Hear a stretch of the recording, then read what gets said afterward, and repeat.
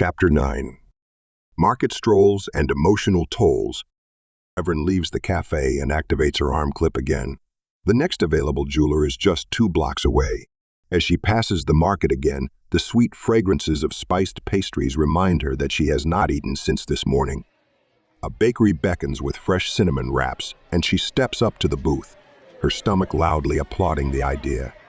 The dark-skinned Amag who serves her wears a similar dress as Caucasian. Evelyn often thought about these practical desert-style outfits, and only the fact that these clothes are mainstream fashion prevented her from buying one. Strolling over the market with her finger food, she passes a stand with desert worm tusks and pieces of chitin plates. The vendor is in a hot debate with a customer about the authenticity of his wares. Evelyn grins as she walks past. She used to sell these 3D printed desert worm skins to naive tourists. The meat is supposed to be excellent, but the requested prices are far beyond her financial capabilities. The streets fill with office personnel looking for a happy hour drink, workers coming off their shift and mothers herding their children through the traffic. Evelyn slips past the gatherings outside of bars and hears lively disputes about the quality and price of Verloren produce. Here she feels at home. No one knows her, and no one takes an interest in her. She turns at the next intersection and spots the jewelry store across the street. As usual, it is no problem for her to cash in the gold dust. The Crow jeweler did not even look at her when he checked the weight. Back outside, she checks her arm clip to confirm the upload to her account. Easy money. She thinks satisfied as her account balance looks much better now. Leaning against a traffic pole, she sifts through her messages, but there is no news about Pico. Of course not, Len. He said it would take until tonight. Evelyn mentally chides herself for her impatience, but she hates idleness. It gives her time to think. Weighing her options, she decides to head back to the university to wait for Pico to finish. Arya should be still there. She thinks. Maybe she wants to check out Pico later. He likes her. On her bus ride back to the university, she follows the local news that advertises live coverage of Chiron's upcoming team night. Go Chiron. She smiles to herself. Sometimes she wishes her life to be as easy and straightforward as her lover's life seems. You never have doubts, do you? Evelyn looks on as the screen shows Chiron and his discourse center fielder arm in arm. Together, they seem to be unstoppable on the field. Evelyn recalls another flanker center fielder combo that was unstoppable back in school. You made it, but he didn't. Evelyn thinks bitterly as she remembers Corin's breakdown after the lost finals. Further chains of thought would inevitably spiral back to Pris's disappearance, to the idea that she is a Len mother to Pris's child. Her child, a child she's never seen, never touched, never called its name. Fortunately for Evelyn, a choir of loud, agitated voices distract her from starting another cycle of endless brooding. A large group of students bursts into the bus, loudly arguing among themselves. Grow, you're crazy. An AMA student calls out. The Verloren Coalition is nothing without its southern bloc. The AMA points a finger at her Crow classmate, but other students chime in and turn the bus into an incomprehensible buzz of fierce discussion, small talk, and laughter. You guys need to chill. Evelyn thinks annoyed as she puts on her earpiece. Her only playlist is a mix of old songs and some of her personal AI soundscapes. She knows them by heart. Outside, the Cassaton district prepares for another weekday evening. Evelyn watches as store owners fold up their stands, packing up produce and wares. Cocktail tables and chairs take their place as the Cassaton cafes and bars prepare for nighttime business. Evelyn is swept along with the crowd of students that leave at the university stop. With a few long strides, she separates herself from the group that heads for the university cafeteria. While following them slowly, she sends Arya a short message. I'm waiting in the park for Pico and Jeppy. Want to join us? Smile. Evelyn passes the quiet cafeteria, where only a handful of visitors remain at the tables. Except for a few vendors packing up. The rest are either reading their arm clips or are absorbed in quiet discussions. Evelyn's arm clip vibrates. Meet me at the main foyer in 10. Still busy, eye roll. The foyer. What's she doing there? Evelyn thought Arya would be in the library, discussing her new idea with a botany AI. That idea is so Arya. She nods to herself about Arya's vision to protect a plant by engineering sunshade-type leaves. However, Arya does not think outside the box, because that would require a box to begin with. She seems without the need for any scientific framework. Deep in thought, Evren nears the entrance to the main foyer. She spots Arya talking to an older Len. After a few minutes, Arya sees the Len off and approaches Evren with a big smile. Hey, Ev. Nice for you to drop by again. Arya says as she quickly hugs and kisses Evren. I thought you'd be in the library. Evren says. What's going on? Len, don't get me started. Arya sighs, rolling her eyes. No library, unfortunately.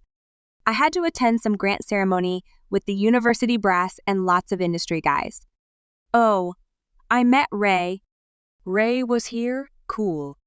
Evren replies absently as she checks her arm clip. Still no news from Jepedia. I talked to him a bit during the lunch break. Arya tells her. Oh, and he invited Kyron, you, and me to his special treat. Desert worm fillets. She celebrates her last words, smiling invitingly. For real? Yup. Actually, I just need to know if you're on board. Hells yeah! Evren exclaims, excited about the chance to finally taste this specialty. His triple will also be there. Arya says. You know, Taryn, Corin's sister. And she hesitates for a moment, unsure how to continue. another Lynn. Her name is Saren. She glances at Evren to see her response. Yeah, I know Saren. Evren casually replies. You knew that Ray is in a two-gender triple? It is hard for Arya to openly talk about this, because somehow everyone has a stance on two-gender triples except her. She was never interested and feels left out for having no opinion. Yeah, so? Evren shrugs her shoulders, unable to see Arya's point. Why didn't you tell me that he's in a triple? Oh, come on, Arya. Evren moans. Let's not dig out that old stuff again. First, you didn't want to know. Then you even forbid Kyron and me from talking about him. And now you want to know everything about him? Evren caresses Arya's hand for a moment, smiling at her to lighten her mood. I don't have to share everything with you. Evren says. You're not my Len mom. Without commenting on Evren's description of her unpredictable attitude, Arya is still concerned about Raylan.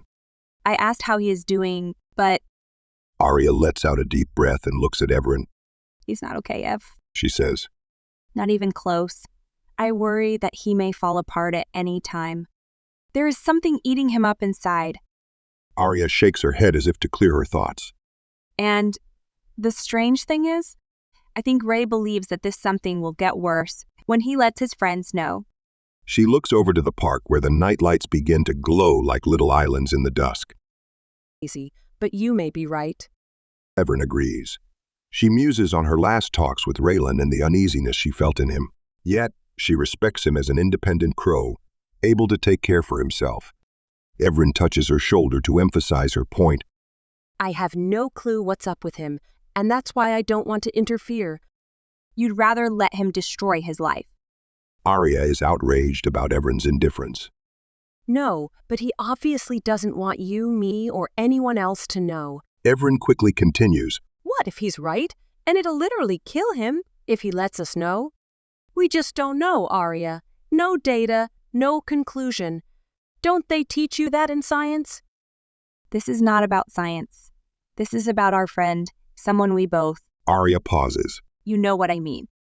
Arya remains unsettled about Evren's apparent indifference. With furrowed brows, she tries to make sense of Raylan's behavior. Gazing at the dim lights along the walkways, she follows their trace into the darkness. A thought rips through her contemplation. What if it is not about him, but us? Arya's body tenses and her gaze shoots back to Evren. Maybe he's not afraid for himself, but for us.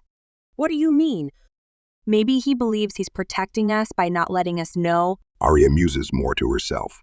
Baby, all due respect for your interpersonal skills, but aren't you overthinking this a bit? Evren puts her arm around Arya's shoulder. Look, we will not solve this tonight, okay? How about we talk about it some other time? Raylan is a tough crow. Evren feels a sense of relief as Arya seems to agree. He may pull through by himself, you know. Everin says. This may be over in a few weeks. Carried away by her own momentum, she ventures into giving Arya unsolicited advice.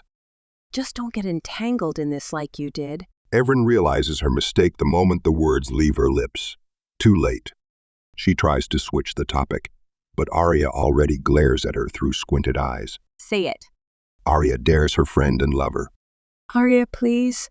I'm sorry. Everin pleads Arya not to stir up old stories of their shared past. Don't get entangled in this like you did with Corin. Arya slowly finishes the sentence for Everin. Holy crow, here we go. Everin gives a resigned shrug and braces herself against Arya's upcoming tirade. They rarely talk about Corin, but it always ends up with Arya defending her failed attempts to help Corin after his breakdown back in their school days. Arya catches Everin's short shrug and her expression of weary impatience, making it hard for her to lay it on Everin for assuming she would fail. Again. Am I really making matters worse by trying to help? Arya feels that Everin's analogy may not be so far-fetched. She remains silent for a moment, then nods to her triple partner. You're right. She agrees. Let's not get into that. Maybe we'll get him to talk at the dinner party. Arya puts her arm around Everin's waist and sternly looks at her. Just so you know, I'm not letting this go. I know. Everin sighs. She always admired and at the same time loathed Arya's relentless approach to relationships. Arya never gives up, and her energy can get exhausting for those close to her. Everin nods toward the walkway leading to the robotics department. Let's head back to the lab. Pico should be done by now. I think he likes you. Arya walks alongside Everin, thankful for the distraction. The AI puppet is really something special. Even in the few minutes they spend together, Pico has thoroughly impressed Arya. She also recalls how Everin evaded her question about Pico's work. So, what's so special about that arm clip? Arya asks, testing Everin's openness and honesty once again. Can't you just get it fixed in a store? Everin tries to be as open as possible without revealing too much about her activities. I found a chip inside the arm clip that doesn't belong there, she says, choosing her words carefully. It may contain valuable data, so… Everin lets Arya fill out the blanks. My criminal mastermind. Arya smiles and caresses Everin's cheek. Everin told her some stories and Arya is at least partially informed on how Everin earns her living. That's me. Everin chuckles, relieved to get Arya off the arm clip issue. Or so she thinks. Data about what? Arya asks in a neutral tone. She is determined to dig deeper. We just talked about secrets, baby. Don't let your secret keep me out of your life, too. We don't know. Everin replies tersely. Let this go, please. Everin desperately wishes for her to stop asking, but she also senses Arya's determination. A thought crosses Everin's mind. Am I like Ray? Keeping secrets from friends to protect them?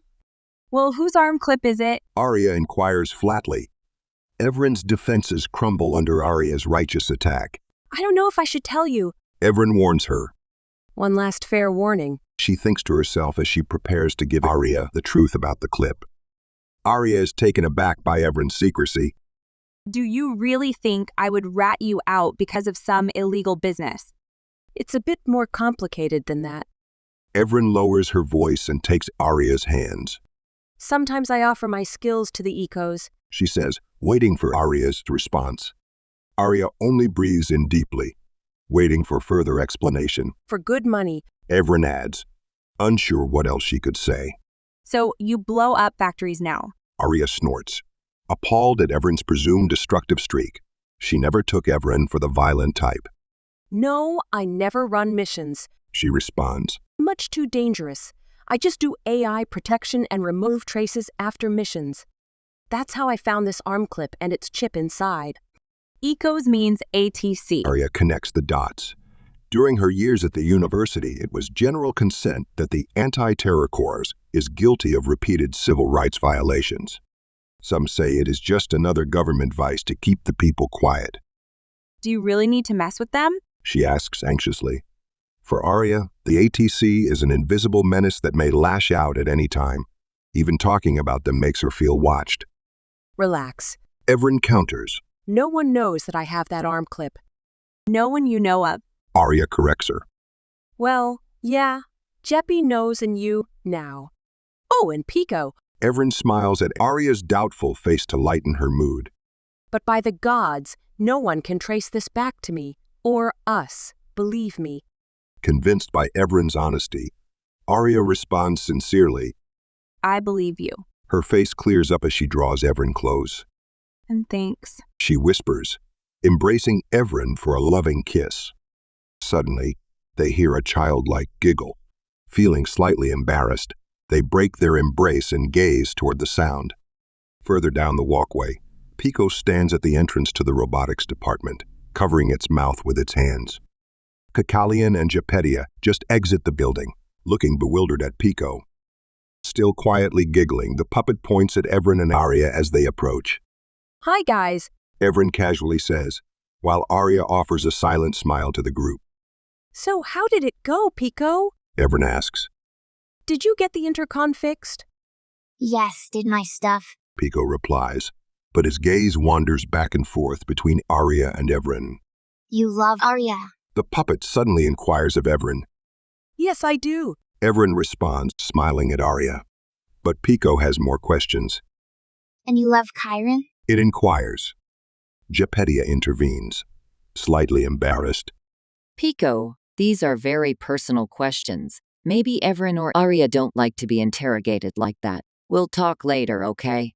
Pico hesitates for a moment, his eyes still on Arya. Okay. So, the chip is accessible? Everin asks Jepetia. With a short glance at Arya, Jepetia reports her findings. Yes, Pico fixed the intercon. She says, We can copy the data, but it's protected by 16K encryption. That may take some time to decipher. Jepetia looks down at Pico and suggests, Eddie is good at decryption. Maybe Pico can pick up a thing or two from Eddie? Eddie is an old AI. He never goes outside. Pico objects. Eddie has decrypted keys before you were born. Jepetia harshly cuts her protege short, coming to the defense of her personal AI. Have you ever decrypted a 16K key? She inquires of Pico.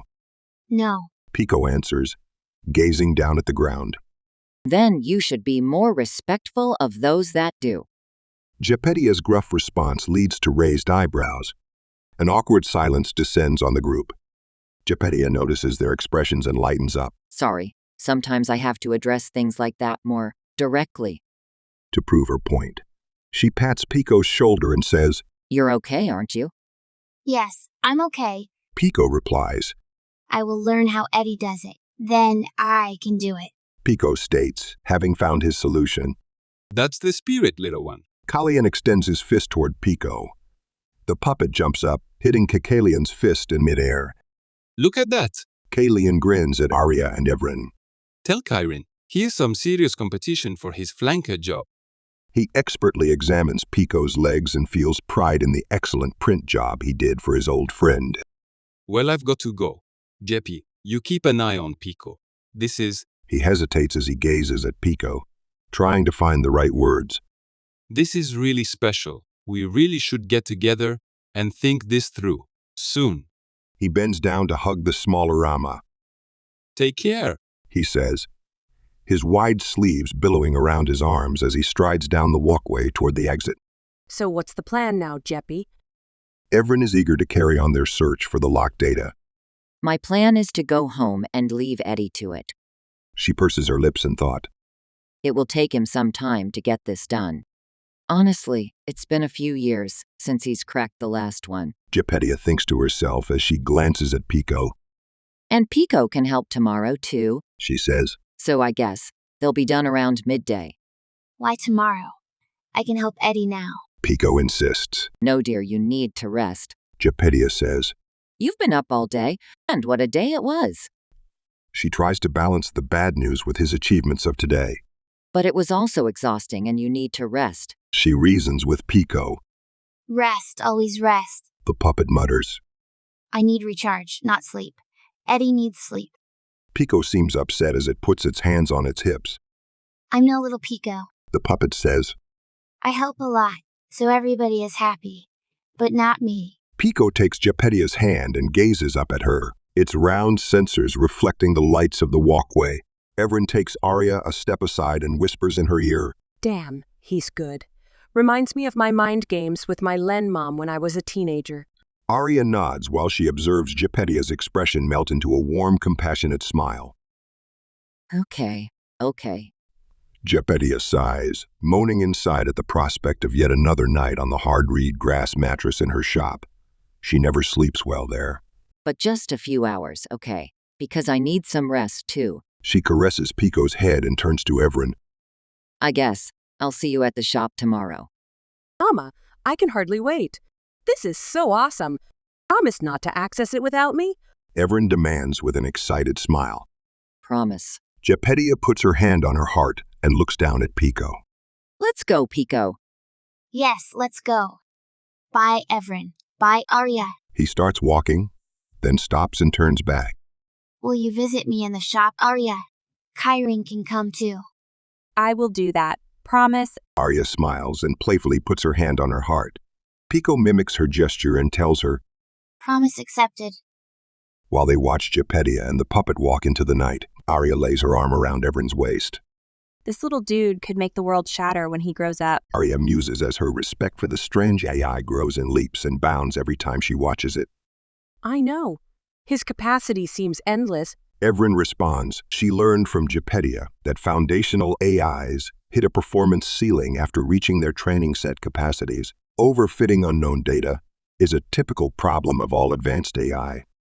It's just amazing how quickly he processes new data. But Jeppy is right. He also needs to rest. The phenomenon of AI sleep was discovered when complex AI architectures with multiple functions were developed. The computational power required to manage and update their training sets can be intense. During these times, self-protective algorithms restrict unnecessary processes like communication and external sensor functions. This gives the appearance of a sleeping AI. I wonder if he dreams. Arya muses about Pico's sleep. She has never felt curious about exactly how AIs work, but this AI is not just different. Do you think he's alive? Like us? Arya recalls her ethics classes where they debated apparent versus true sentience based on the developing AI religion in the AI message forums. Phew, I don't know. Everin raises her eyebrows and glances over the university park. I'd say he is alive, but he's not like us. She muses. Although he wants to be like us. She recalls Pico's wish for a flexible face skin to show its emotions better. Unfortunately, these materials cost a fortune. You should have seen him this morning with his new legs. Everin chuckles, smiling at this memory. He said, I'm a big boy now. So yeah, he desperately wants to be like us. But he will never really be like us, will he? Arya realizes Pico's singularity and wonders how this loneliness will affect its future. One day he may look like us, but no. Everin says. He's not an Ame, not a Len, not a Crow. He's Pico. Everin chuckles at her next thought. Maybe he'll create similar AI architectures like him. Then he can take care of his own little brats. Arya giggles at first at the idea, but also finds its sobering weak spot. Still, he'll never have triple partners his age. He is the first. Even if he creates more of his kind, they'll all be children to him. That's true. Everin murmurs, frowning at this tragic view of Pico's future life. So it's even more important to be around when he realizes who he is. Arya takes a deep breath. I do not envy Geppettia for that task, but maybe you can help her. She tells Everin, taking her hand as they walk toward the exit of the campus. Well, you can help too. Everin responds. I think he likes you. He rarely pays attention to other people or customers in the shop. So your charm works on AI too. Good to know.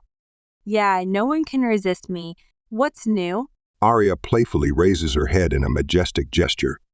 They pass the sandstone arch and cross the cafeteria, where the night shift staff gets ready for a night of boredom.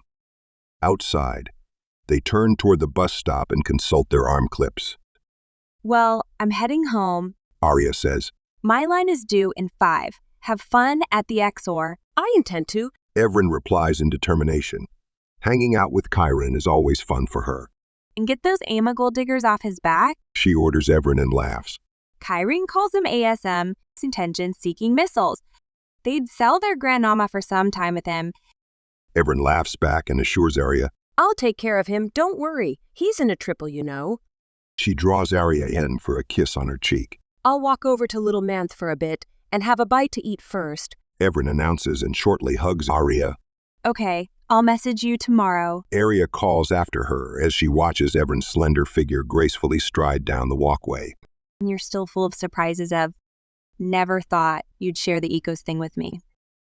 What's in that chip? Be patient. We will find out.